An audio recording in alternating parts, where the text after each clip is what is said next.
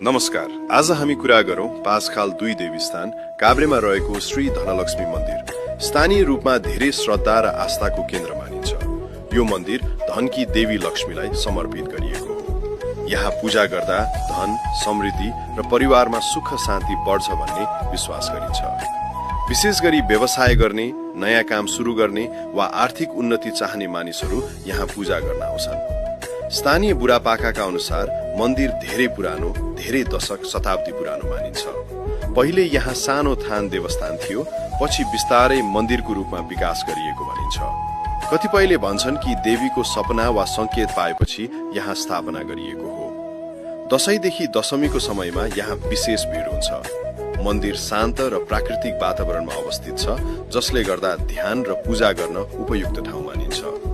आसपास हरियाली र गाउँको परिवेशले धार्मिक वातावरण झन राम्रो बनाएको छ।